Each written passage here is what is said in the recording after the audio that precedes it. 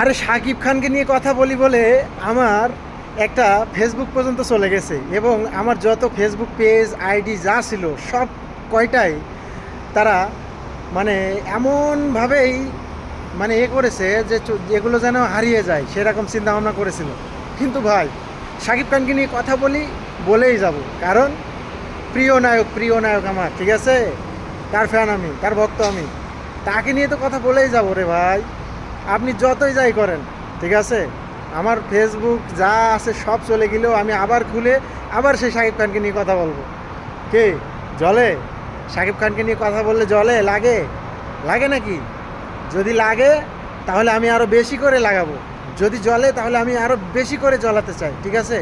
কারণ শাকিব খানকে নিয়ে তোমরা উল্টাপাল্টা কথা বলবা, শাকিব খানকে নিয়ে তোমরা ষড়যন্ত্র করবা, আর আমরা চুপ করে বসে থাকবো। আমাদের প্রিয় নায়ককে নিয়ে কথা বলবা, তাই আমরা বসে থাকবো ঘরে হাতে চুড়ি পরে বসে থাকবো? কখনো না।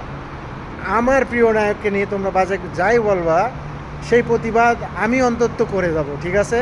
সো শাকিব খানকে নিয়ে আমি এই জন্য ভিডিও বানাই, এই জন্য কথা বলি।